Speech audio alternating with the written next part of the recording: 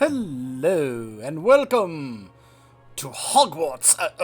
Sorry. Wrong school of magic. Welcome to the Hall of the Guardian, the home of the now revived Guard, where I have now become the new Archmage of the Guard, which is basically what happened in Legion for the Mage. The Mage campaign in Legion, it's okay. It's alright. Nothing incredible or amazing like a couple of the other ones are. Now, the weapons we get, though, that's a different story. In fact, that's what we're here to touch up on. We're going to obviously be starting with the one on my back at the moment. This over here is where we keep it. Very mage. Of course, where else would we keep a gigantic book about weapons lore other than a library with flying books and brooms and such? I mean, this place is very much like Suramar. We use magic here for everything. I mean, really, would that surprise you at all? The Archive of the God, penned by God researcher Adira. And we will be starting off with one of the more unique and lore-powerful weapons. We'll be going over that lore in just a moment. Keep in mind, this is one of the weapons that actually talks to you in this expansion. Aluneth. Azeroth is filled with legendary relics and artifacts, but none compare to Aluneth. For hundreds of years, Guardian Aegwynn used this great staff to defend Azeroth from the Burning Legion. Yet that alone is not what makes this weapon unique. An entity of pure arcane energy known as Aluneth is bound to the great staff. Harnessing this unruly being and its power requires tremendous precision and focus. An ordinary mage could never hope to control Aluneth. Fortunately, you are no ordinary mage. The wise and mirthful blue dragons were the first creatures on Azeroth to discover Aluneth. Oh, he's not there. Oh, I was gonna show. Usually, Kalik is right there next to Modera. I was gonna be like, oh look, there's Kalik. Nope, he took off. Never mind. Well, I'll just zoom in on Aluneth here. This is the upgraded version of Aluneth, by the way, in case you're curious. While manipulating the fabric of reality, they tapped into another realm of existence and made contact with the strange arcane entity. The Blue Dragons loved unraveling mysteries and delving into the secrets of the universe. They were so intrigued by Aluneth's existence that they summoned the entity into the world for further study. Aluneth immediately went on a rampage through the Blue Dragon's lair, the Nexus. The arcane presence destroyed countless rare artifacts and tomes of power before finally being contained. The dragons were not angry about what had happened. They were delighted by Aluneth's capricious nature.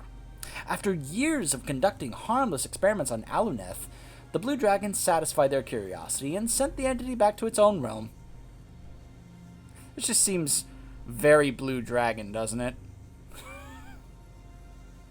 Just something about that just doesn't surprise me. They'd be like, yeah, all right, we're done doing our harmless experiments on you. Go on, you can go ahead, you can go free. From Chapter 43 of Ancient Magic and How to Wield It Without Destroying the World. What a fascinating title for a book, isn't it? And so we come to the story of the highborn named Mitre. I'll just go with Mitre.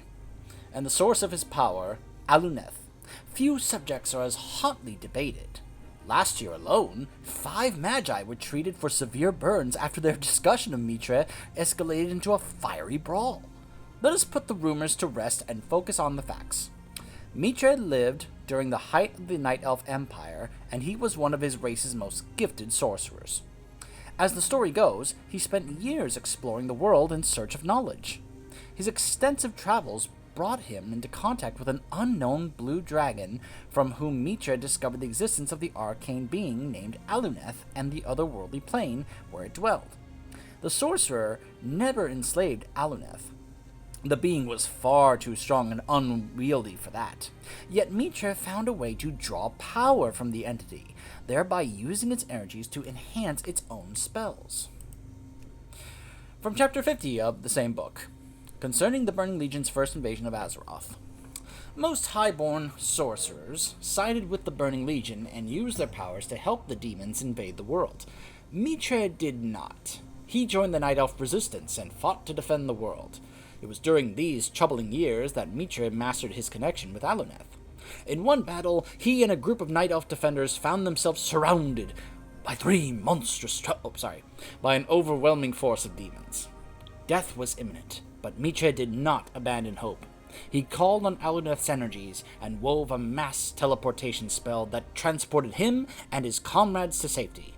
Let this be a lesson that what makes Magi great is not only their ability to destroy, but their ability to save lives.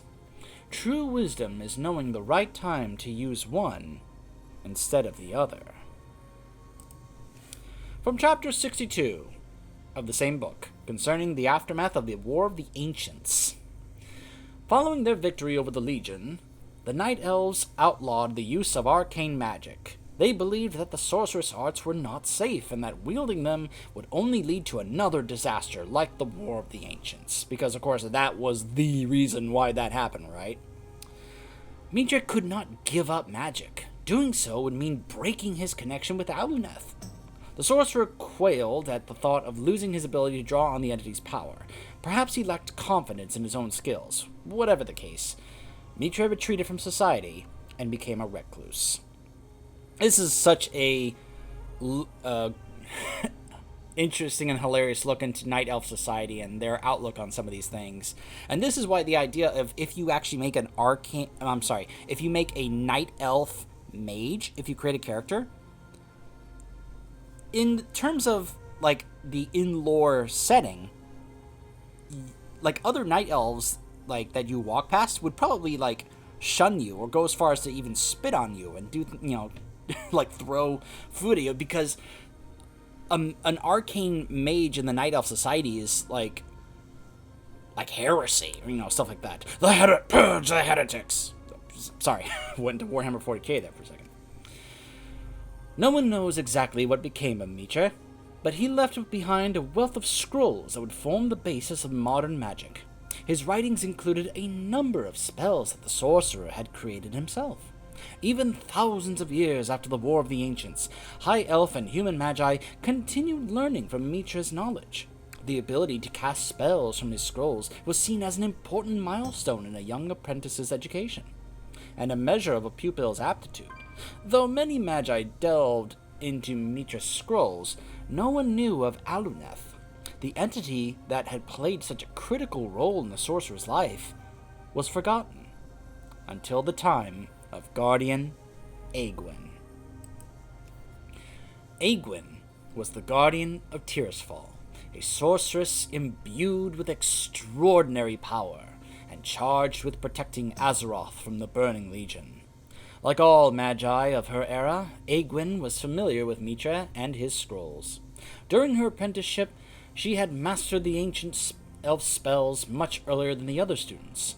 Something had always perplexed Aegwynn about Mitra. While studying his writings, she realized that the elf had wielded immense power, more than any regular sorcerer should have been capable of. After Aegwynn inherited the mantle of Guardian, she became obsessed with finding out how. Aegwynn discovered a series of lost scrolls written by Mitra. They described Aluneth in detail, and even include spells that the elf had used to tap into the being's power. Guardian Aegwynn believed that she could use Aluneth as a formidable weapon against the Burning Legion. Yet, unlike Mitra, she would not simply tap into the entity's energies. She would bring the being into Azeroth and bind it to her will. Serve me, or die. Oh, sorry. She's a mage, not a warlock. Sorry. Aegwynn summoned Aluneth with ease, but it would not obey her commands. The fickle creature thrashed against the Guardian's containment magics and nullified her spell work. Aegwynn reveled in the challenge of taming Aluneth. After many setbacks, Aegwin finally bound the entity to an enchanted great staff. The task of containing Aluneth was done, but it would take the Guardian years to truly harness its power. Let me add a bit more context here. Perhaps in this setting, it's arguable that there was no mage in this setting that was more powerful ever than Aegwin. Like, she was that powerful. There's a point during the Legion campaign mission where we actually get a buff that's supposed to be like the power of the Guardian. It's a very momentary buff, but it's a huge, gigantic power buff. And it's supposed to give a little context into how incredibly powerful the power of the Guardian is. And this is something they touch upon more in the Warbringer animation involving Khadgar, where the Dreadlord who's disguised as Medivh is talking to Khadgar about taking up the mantle of the Guardian and getting the power of the Guardian. Because Khadgar doesn't have that power. That was a power that Medivh had, and then it was decided that no one else should have that kind of power. And they show that if Khadgar did get this power of the Guardian, he would be an insanely powerful force to be reckoned with, who could probably just wreck the Legion, but not defeat the Legion. And this was a very strong emphasized point that Khadgar wanted to make about that. But anyways, the point is that the Guardian's power, the power of the Guardian, is arguably the strongest power in the setting. Arguably. An excerpt from Fire in the North, the battle between Aegwin and Sargeras by the historian Lore. Hope this adds a little extra context here as to what I'm talking about, that Aegwin is able to actually go toe-to-toe with an avatar of Sargeras. And the fact that she went toe-to-toe with a very powerful arcane being like Aluneth. Of all the trials that Aegwin faced, of all the foes that she fought, none rivaled Sargeras. In the frozen wastes of Northrend, the Guardian confronted the ruler of the Burning Legion. This was not Sargeras in his true form, because he's the size of a planet. Only an avatar containing a portion of his strength, a very small portion of his strength. Even so, Aegwin's opponent was powerful beyond measure. Aegwin raised Aluneth high and called down a storm of arcane magic to annihilate Sargeras. Nothing happened. The entity bound to Aegwin's weapon resisted her command as she struggled to assert her will over Aluneth. Sargeras launched a furious assault against the Guardian. Ultimately, Aegwin put Aluneth aside and opted for a more reliable weapon. She summoned Atiesh, a mighty staff that was passed from Guardian to Guardian, and renewed her attack against Sargeras. Khadgar is now the current wielder of Atiesh, by the way. Though Aegwin defeated Sargeras, the battle changed her forever. Unbeknownst to the Guardian, the Legion's ruler had transferred a portion of his spirit into her soul. Aegwin's demeanor darkened. As the years passed, she grew suspicious of the Council of Tirisfal, the order of Magi that had imbued her with the power and had given her the mantle of Guardian. To distance herself from the Council, Aegwin used Aluneth to forge a secret refuge. Atop a nexus of magical ley lines that coursed through Azeroth, the Guardian crafted her spell. She harnessed the full potential of Aluneth's energies, and reality warped and shifted around Aegwin. Legend has it that a great tower then rose from the earth. It would become known as Karazhan. So you can thank this staff I'm wielding here, Aluneth, for Karazhan, because basically his power helped create it. For centuries, Aegwin strengthened her control over Aluneth. She dispatched the Legion's demons with ease and secured Azeroth's safety for generations. Aegwin eventually gave birth to a boy named Medivh, who would become the next Guardian. In time, Aegwin planned to bequeath Aluneth to her son, but that day would never come. The spirit of Sargeras had passed from Aegwin to Medivh. Over many long years, the Demon Lord twisted the new Guardian's thoughts. Sargeras used Medivh to help the mighty Orcish horde invade Azeroth, and bring war to the world. An excerpt from The Fate of Aegwynn by the historian Lore. When Aegwynn learned of Medivh's actions, she confronted him. Mother and child unleashed the full fury of their magics upon each other in a battle that would decide Azeroth's future. Even with Aluneth at her command, Aegwynn could not best Medivh. She only narrowly survived her encounter with the corrupted Guardian. Keep in mind that this is now a battle between Aegwynn, who did kind of give up her power of the Guardian to Medivh, and Medivh right now is not only wielding the power of the Guardian, which, as I've already given you the context, is insanely powerful, but he's also wielding the power, or part of the power, of Sargeras. So, it's understandable why Medivh would win this battle, even if she does have Aluneth. Medivh was later vanquished, but that brought Aegwynn little solace. She was tormented by what had become of her son, by the darkness that she had unwittingly passed to him. For a time, Aegwynn retreated from society, and she had entrusted Aluneth to the Kirin-Tor of Dalaran, and she had also secluded herself in a big, giant, square cube that would later be discovered by Khadgar in the Warcraft movie. Oh, sorry, got a little sidetracked there. And she would be played by Glenn Close. Alright, I'm done. To prevent anyone from abusing Aluneth's power, the Kirin-Tor locked the Great Staff away. For years, it would remain in an enchanted vault, under the watchful eyes of the Blue Dragons. Kind of a full circle thing there for Aluneth, once again ending up back with the Blue Dragons, until we go on the quest to reacquire him in Legion. Right, before we take a look at Felo'Melorn, in case you're wondering, do I have the secret appearance? No, because, well, I do, as you can see, I do have a thing tell me what I'm supposed to do. I am supposed to go around polymorphing certain things, but the staff looks like a sheep head. And I'm sorry, but to me that just, I'm not really fond of that appearance. I think it looks really silly. It's like, why would I want a staff that has the head of a sheep on it? Alright.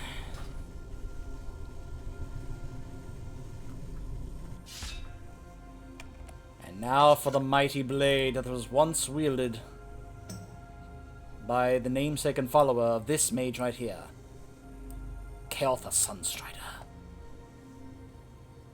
I did kind of mog that, I think. That's not what it's supposed to look like, but it doesn't really matter. What matters is the sword. I don't have the secret appearance for Felo'Melorn either, because you have to get it to drop from mobs in Suramar, but it doesn't really look that great to me. At least I don't find it that great. And yes, this guy mainly is a fire mage. I mainly play fire just with this one, so let's just say I've become rather attached to this one, especially with the lore and who it once belonged to, because Kael'thas has always been one of my favorite characters. Felo'Melorn, Flame Strike, Sword of Kings, Bane of Trolls. Bane of Trolls. Boy, that's interesting. Especially if you play a troll mage and then you get this. Its legend stretches back through the millennia. It stands as a symbol of hope, of loss and power, of destruction and renewal. Those who have wielded Felo'Melorn have forever etched their names into history. Will you do the same? It's probably pretty obvious, considering that I'm wearing the Fire Lord set. And I have the Fire Lord title. I just love fire. Look, it's my favorite spec. What do you want from me? Though it is not known for certain, rumors that have passed down through generations suggest that a young Dathramar Sunstrider, who would one day become King of the High Elves, dreamed of the weapon Felo'Melorn. In that dream, the arcane blade burned like the sun, dispatched so many. I want to give you guys a better angle of the sword here. It's the upgraded version, by the way. Burned like the sun and dispatched so many enemies that it created a swift-flowing river of blood. Dathramar would later recount the specifics of the blade's appearance to the renowned magesmith Luminarian, as he crafted the weapon on his arcane forge. From the personal writings of Serena Everwind, Night Elf Priestess during the War of the Ancients. Dathramar wielded Felo'Melorn, Flamestrike, like an elf possessed. He was an unstoppable force, at once majestic and graceful, yet savage and deadly. The runes of the blade seemed to pulse in rhythm with the pounding of Dathramar's fierce heart as he separated limb from body and head from shoulders. When the fighting was done, Dathramar stood painted in demon blood. As night fell, we knew that more battles remained, and yet with this elf and this blade among us, we held out hope that victory did not lie beyond our grasp. In the hands of Anasterian, Anasterian, great-grandson of the High Elf King Dathramar, Felo'Melorn became a legendary troll killer. Among the trolls, whispers spread of a spellbound blade empowered by arcane magic not only to slay the most formidable and cunning of its enemies, but also to cut through superior numbers and irrigate battlefields with their blood. Troll witch doctors set about casting hexes and curses against the infamous weapon, but history bears out that even the darkest voodoo did little to negate the effectiveness of Felo'Melorn during the Troll Wars. An account of the battle between the Death Knight Arthas and Anasterian Sunstrider during the attack on Quel'Thalas from the personal writings of the former priestess Liadrin. All fighting came to a halt. Silence fell over the battlefield. I watched from a distance, helpless, as the former Prince Arthas cast a spell freezing Anasterian in a coat of ice. The king cast a counterspell, freeing himself as the Death Knight advanced. Felo'Melorn and Frostmourne met, the strident clash of their impact rolling out over the ice and across the blood-drenched tiles. The force of their meeting cleaved Felo'Melorn, Flamestrike, in half. Arthas' swing continued, severing the right leg of our aged beloved king. Even as Anasterian dropped to his remaining knee, he struck out, burying his broken blade on the Death Knight's thigh. Arthas whirled Frostmourne up, over and down, thrusting it to the hilt, behind Anasterian's collarbone, and deep into his chest. The Death Knight yanked his blade free. Anasterian pitched forward onto the ice. The great king of the High Elves was dead, and for many of us that day, our hopes and our hearts died with him. It's no surprise, really, that Frostmourne was able to do that to Felo'Melorn. Felo'Melorn was crafted very well by elf arcane smiths, but Frostmourne was crafted by the Nathrazim, who in this setting are like the absolute best, highest top tier when it comes to smithing and crafting weapons, especially rune weapons. Felo'Melorn had no chance. Wouldn't be the last time, though. Excerpt from the Journal of Lorthamar Theron, concerning Prince Kael'thas' return in the immediate wake of Quel'Thalas' destruction.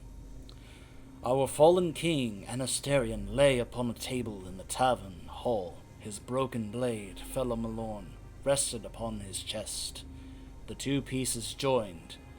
I told our prince that the weapon had been shattered in the battle with the Death Knight Arthas.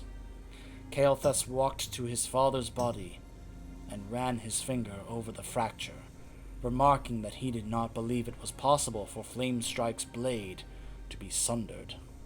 I was left wondering what legacy, if any, awaited our people and the legendary blade that now symbolized not strength or dominance, but fallibility.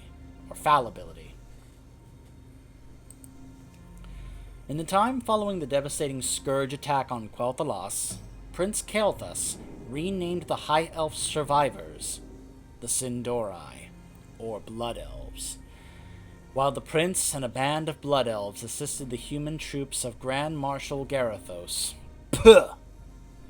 against the remaining undead forces. It was rumored that Kael'thas kept the pieces of his father's sword, Felo'Melorn, on a sideboard in his dilapidated dilapidated quarters, Kael'thas dreamed of making Flamestrike's blade whole again, so that it might serve once more as a symbol of hope, to show his people that even in the face of overwhelming hardship, the Blood Elves would not be broken. In time, Prince Kael'thas Sunstrider realized his dream of rejoining the broken pieces of Felo'Melorn. It is said that the sword was reforged with magic and hatred, and a burning need for revenge. There are some who speculate that the sword was taken to a descendant of Luminarian, the mage smith who originally created the weapon on his legendary arcane forge before the War of the Ancients. This assertion has never been independently verified. An account of Kael'thas Sunstrider's battle with the Death Knight Arthas from the personal writings of Kael'thas. The Death Knight charged his blade, Frostmourne, arcing down. I blocked with my staff, but it was of no use. The stave shattered. It was then that I revealed my surprise. Felo'Melorn, Flamestrike mended, made whole once again. It burned with righteous fury as our two swords clashed. Each of us held steady, blades pressed tight. I smiled and I asked Arthas if he remembered Felo'Melorn. He snidely replied that he saw it snap beneath Frostmourne in the instant before he slew my father. When he shouted me back, I told him that I had found the blade, had it reforged, and it was merely a setback. Broken swords are weak when they are mended, elf, the despicable former prince said. Human swords, perhaps, I replied, and I knew that day that I knew this one thing at least. I might not win, but Felo'Melorn would not be broken again. Filled with renewed purpose, I attacked. From the Journal of Liandra Sunstrider, distant relative of King Anasterion. Today at last my efforts to uncover the location of my birthright have borne fruit. It is now made known to me that the sword of my ancestors, Felo'Melorn, Flamestrike, resides within the Lich King's stronghold of Icecrown Citadel. It was there that the blade was taken to after leaving the possession of the traitorous Kael'thas Sunstrider. At last I shall validate my claim to the Sunstrider throne. I shall seek out Flamestrike, and I shall realize my destiny.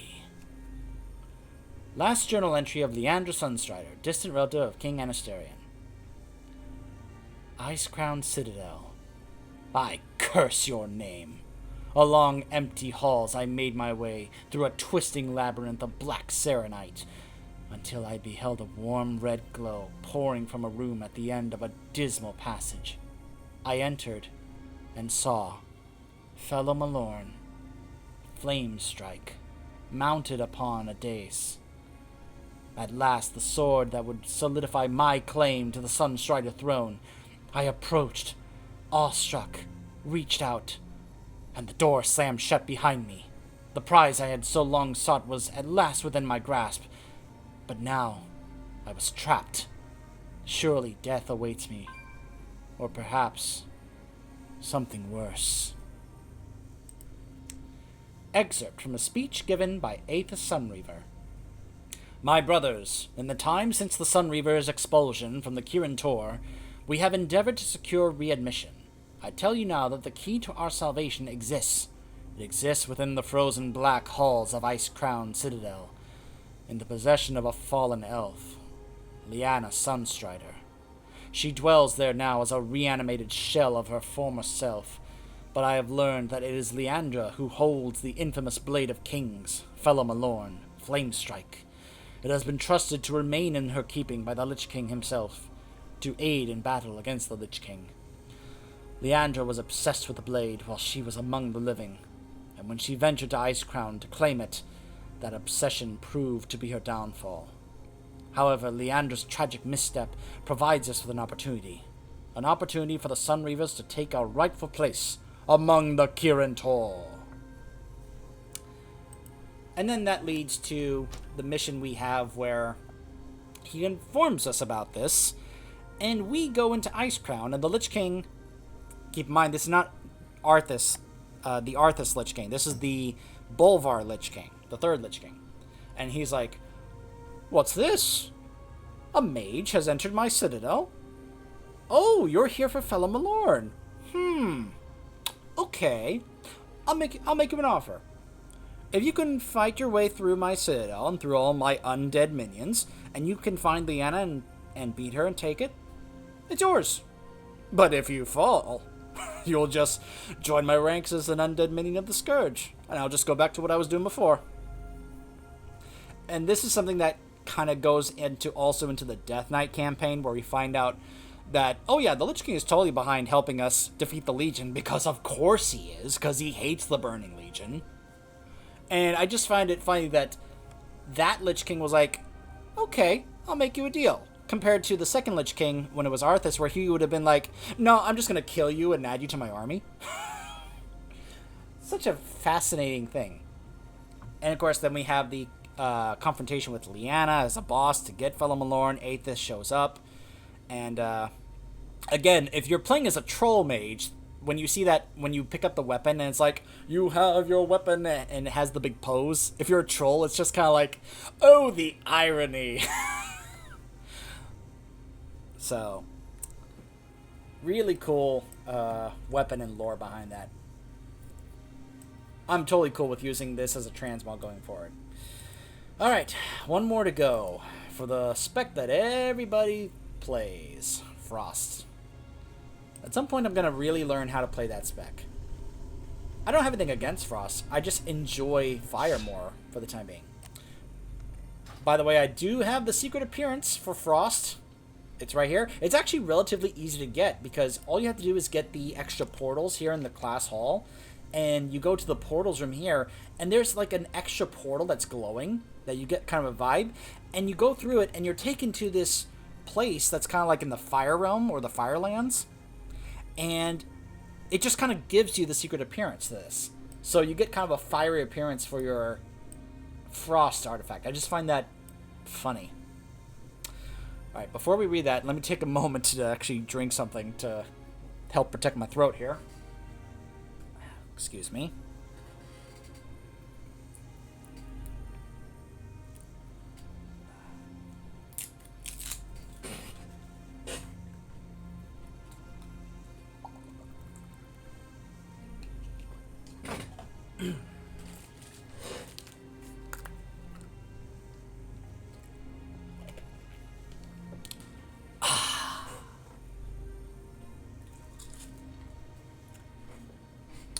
And a cough drop to throw in there as well. Alright. I think I'm good now. Let me angle this so you guys can see the up-close secret appearance of the new and improved fiery Ebon Chill. Ebon Chill.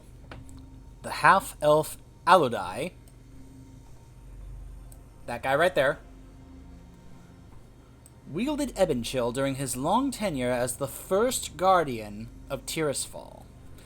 He infused the great staff with his extraordinary power, and he began a tradition of passing the weapon down from mage to mage. For thousands of years, this practice continued uninterrupted. Some of Azeroth's mightiest spellcasters used Ebon Chill to hunt down and vanquish the Burning Legion's wicked agents. When the Legion stole Ebon Chill, the tradition put in place by Aludai was broken. But only for a time. Now, in your hands, the Great Staff can once again fulfill its purpose to safeguard Azeroth. The tale of Ebon Chill begins with a half-elf mage named Aludai. Though he did not create the staff, he made it into the legendary weapon that it is today. Aludai never knew his real parents. From infancy, he was raised in an orphanage for magically gifted children in Dalaran. His only connection to his parents was Ebon Chill, which they had left with the boy when they had abandoned him at the school. His dubious parentage and mixed ancestry made life difficult for Aludai. Most Magi pitied him, but others treated him with scorn. No one believed that he would rise to greatness. They were mistaken. In time, the orphan would become the first guardian of Tirisfal, one of the most powerful magi to have ever lived. And his spirit is just kind of chilling here in my hall. I love that. That's stuff that I love about Legion. Some of these iconic characters, say for the Warrior Order Hall, anyway, we'll get there, are just like kind of like your buddies, and they just kind of hang out with you in your hall. Some of which are your bodyguards. Love it. Aludai became guardian at a dire time for the Council of Tirisfal. This secret order of magi was created to protect Azeroth from demons.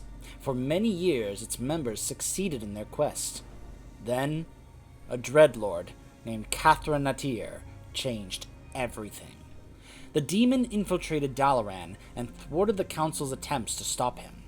Catherine Natir showed unrest in the streets, threatening to engulf the city in turmoil. To defeat Catherine Natir, the Council of Tirisfal's Magi took drastic measures through a complex ritual. They infused all of their power into Aludai. It was an act of great trust and faith. Catherine Natir was no match for the newly empowered Aludai. The Guardian unleashed his astonishing power on the demon and banished him from the world in short order.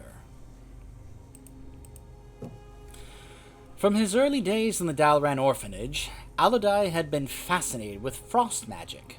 This was due in part to the icy enchantments woven into Ebonchill. With the staff, Aludai learned how to freeze water and manipulate air temperature, often to the chagrin of the orphanage headmaster. Shortly after Aludai became guardian, he honed his mastery of frost magic and imbued Ebonchill with his own powers. A wintry aura enveloped the staff, much to the astonishment of Aludai's companions on the Council of Tirisfal. The weapon never felt cold to the touch. Ebonchill contained only a sliver of Aludai's might, but even that was more than most magi could ever hope of wielding. During Aludai's tenure as guardian, he used Ebonchill to hunt down every demon that stalked the lands of Azeroth. Many records tell of him calling down vicious ice storms to overwhelm his enemies, or encasing the Legion's agents in solid blocks of ice before exiling them from the world. Near the end of Aludai's 100 years of service as guardian, he turned his attention to his apprentices. He had trained and tutored many young magi in the ways of the arcane. They had become the family that he had never had, and he treated them all as his own sons and daughters. Aludai decided to pass on Ebonchill to one of these learned apprentices. He did not choose the most powerful. More important to Aludai were compassion, wisdom, and camaraderie. After much consideration, he entrusted his great staff to the apprentice who most embodied these traits. And so began a tradition of bequeathing Ebonchill that would endure for millennia. All was well with the Council of Tirisfal, until the rise of Guardian Aegwynn. The gifted mage grew suspicious of the Order. She believed that the Council was abusing its power by manipulating the politics of human kingdoms. At the end of her 100 years of service, she refused to step down as Guardian. Aegwynn's disobedience eventually forced the Council's hand. It formed the Tiris Guard, a group of talented magi charged with hunting down and subduing the wayward Guardian. Among the Tiris Guard was a promising but arrogant young spellcaster named Tarthan. His aging master had long ago inherited Ebonchill, and he was in the process of choosing which apprentice would take it up next. Tarthan fully expected to receive the great staff. He eclipsed his fellow apprentices in raw power and potential, but Tarthan's master put little weight in such things. When the day of the ceremony came, the elderly mage gave Ebonchill to another apprentice, one who embodied the qualities of compassion, wisdom, and camaraderie. After his master passed on Ebonchill to a different apprentice, Tarthan wallowed in anger and bitterness. He believed that he had been wronged, and he was determined to prove himself. Tarthan stole Ebonchill from its new owner, taking great care to cover up evidence of his crime. In secret, he practiced with the great staff and learned to wield its extraordinary energies. Only a handful of Tarthan's most trusted Tirisgard allies knew of his theft. They alone witnessed him bending Ebenchill's magics to his will, and they were in awe of the power at his fingertips. Once he was confident that he had mastered Ebenchill, Tarthan set out to do what no other Tirisgard had thus far managed. He would defeat Aegwynn and forever etch his name in the histories. An excerpt from a missive sent to the Council of Tirisfal. We have studied the residual magics at the battle site. Here is our assessment of what transpired. I like how we don't even go over the battle. We go to after it, and we're like, alright, I think we may know what happened here. Let's break this down. It's kind of like a CSI investigation. It's like, alright, we've taken a look at the crime scene. We've looked at the evidence. We think we know what happened. So here's what we think. here's what happened. Tarthan confronted Aegwynn in Stranglethorn Vale.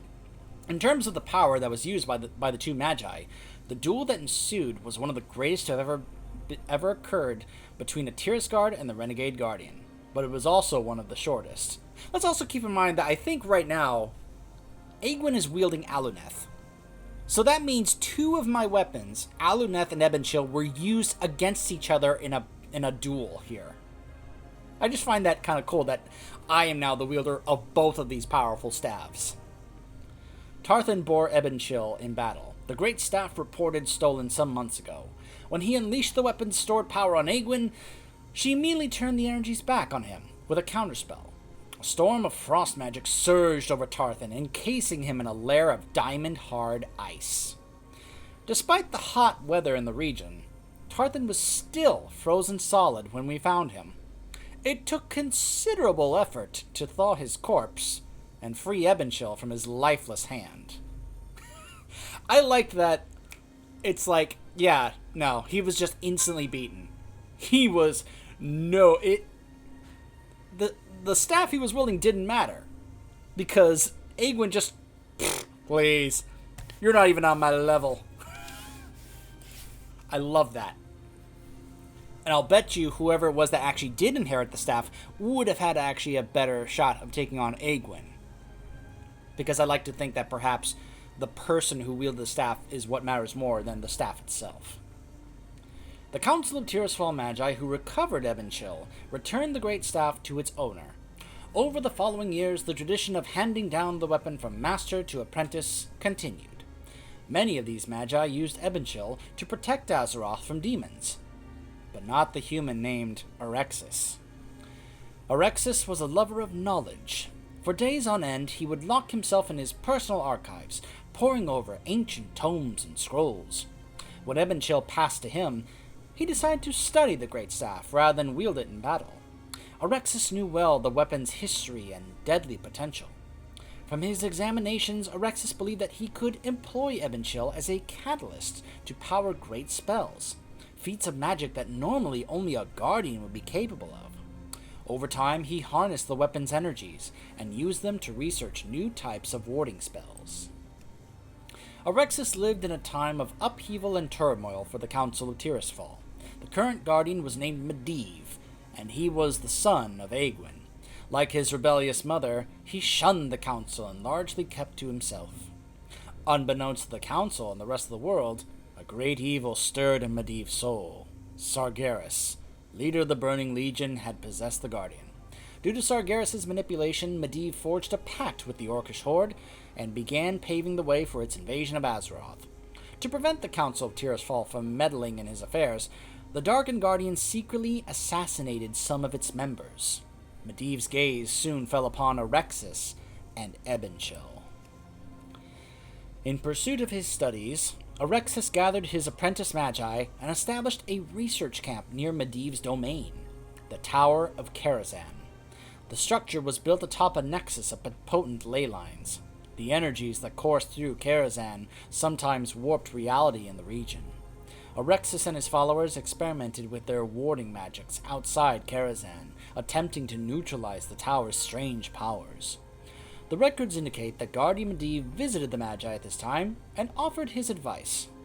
He suggested that Orexis could apply his warding spellwork in new ways, specifically to prevent demons from clawing into the world. Though some members of the Council of Tirisfal distrusted him, Orexis did not. He welcomed Medivh's support.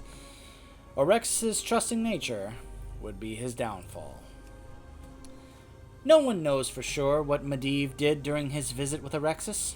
The details are shrouded in mystery and hearsay. Some rumors claim that the Guardian altered Ebonchill so that it would disrupt Orexis' warding spells and destroy the venerated mage. Whatever the truth, it is known that Orexis heeded Medivh's advice. The elderly mage and his followers conducted a great ritual to protect an area from demonic incursions. The spell was only meant to be a test, but it had disastrous consequences.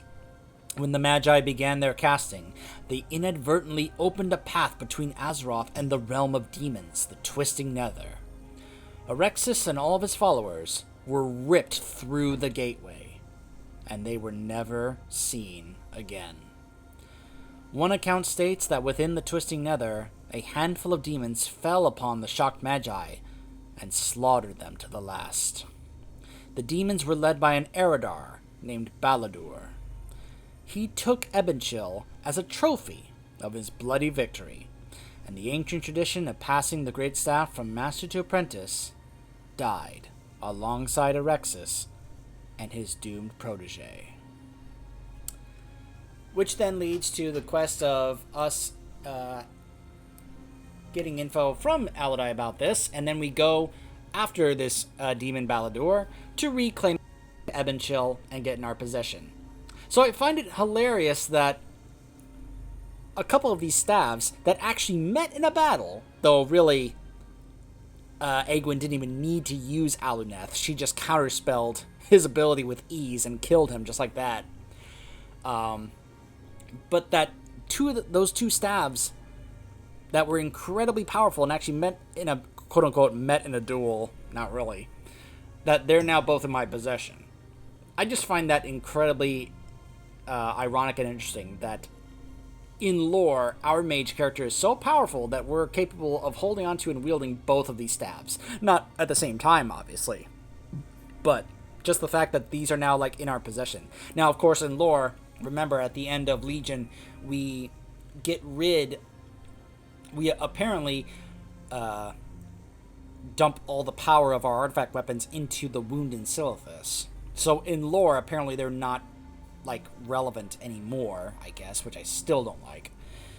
But hey, at least we get to keep using the Mogs to show that, yeah, I have these incredibly powerful weapons of lore in my possession. They are mine, and I use them. I just find that awesome. So those are the weapons that the mage gets in Legion. Really cool artifact weapons. And we will be taking a look at another class's artifact weapons lore when we return. Stay tuned.